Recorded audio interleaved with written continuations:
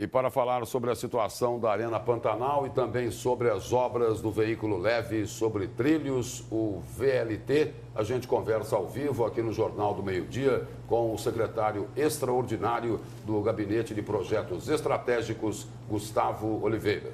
Boa tarde, secretário.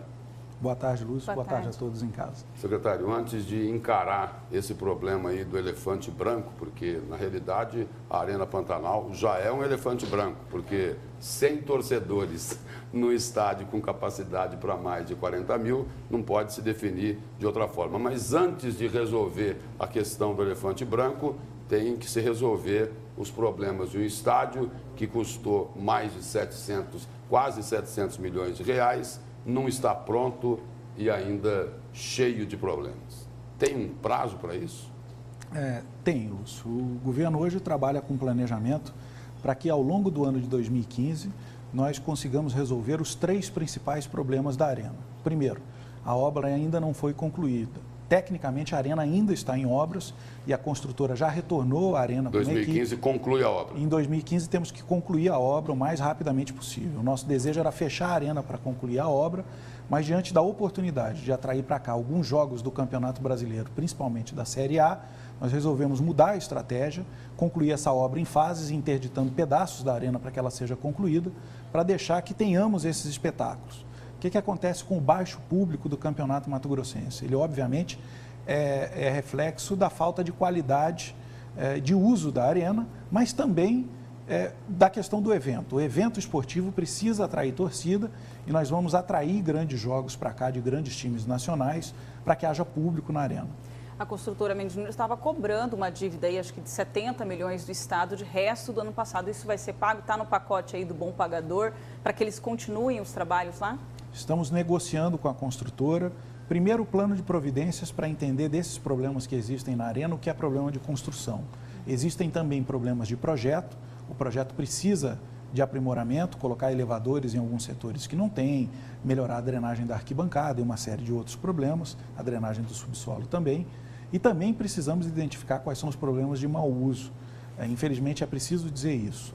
O público muitas vezes se exalta, destrói patrimônio público, causa danos à arena. Nós precisamos de um plano para tudo isso, para pagar a construtora e para reparar, independente da causa do problema, se é mau uso, se é projeto ou se é a construção, reparar esses problemas da arena. Secretário, o VLT, ele será concluído e o governo já completou 90 dias, o novo governo, que não é mais novo, né? Quando essas obras serão retomadas?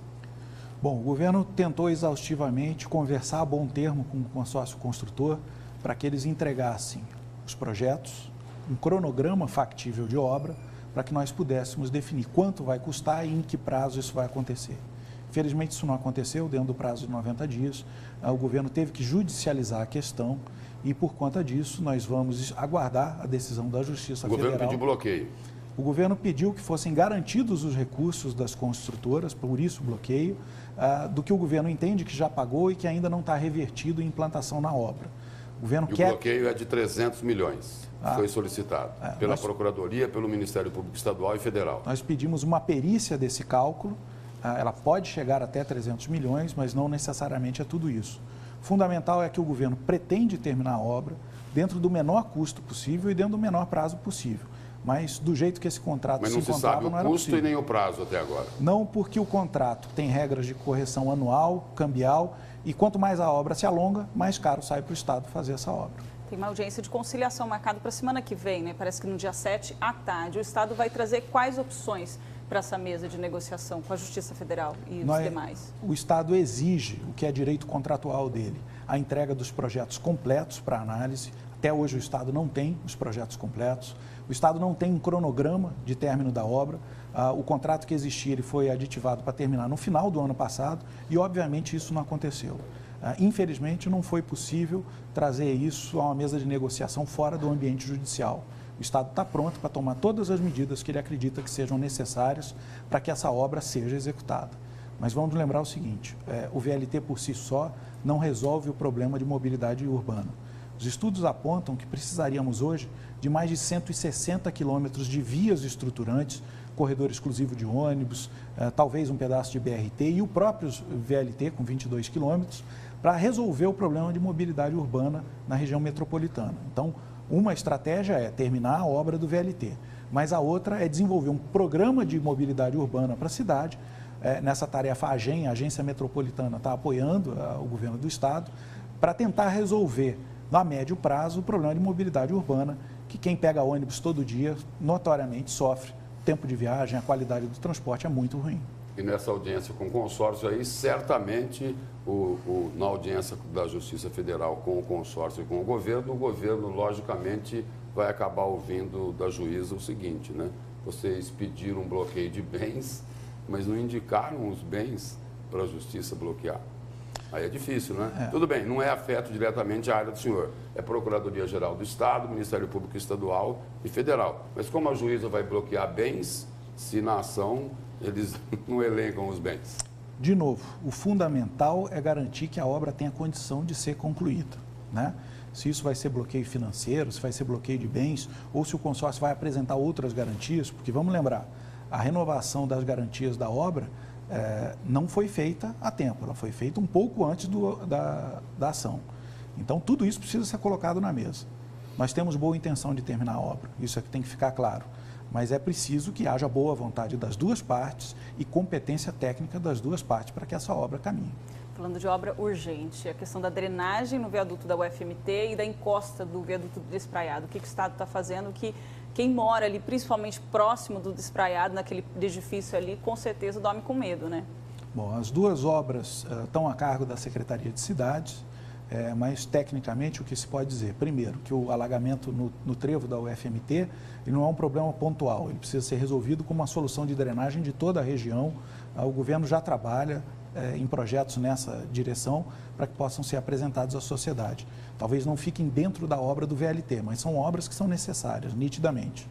E quanto ao Morro do Despraiado, ele não corre risco de desabamento, isso é importante que seja dito, mas obviamente o fato do governo não ter concluído a obra até dezembro, como era o esperado, gerou um transtorno muito grande, porque toda vez que chove, desce material do morro. Assim que as chuvas melhorarem, o governo vai retomar aquela obra para acabar o mais rapidamente possível. A Secretaria de Cidades já está com o cronograma atualizado para que isso seja disparado. Secretário, eu quero voltar aí à questão do VLT. O governo já decidiu que irá concluir os 2 ramais do VLT, do aeroporto ao CPA e do Cochipó até o centro. Essa decisão já está tomada. Existirão os 22 quilômetros de VLT, como era a proposta inicial?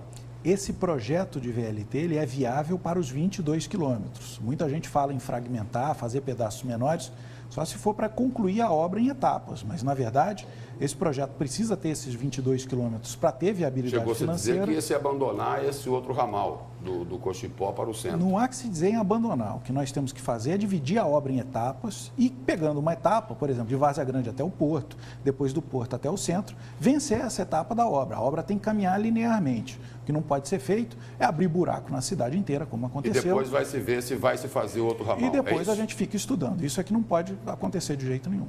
Mas ainda essa definição total do outro ramal não está tomada, então?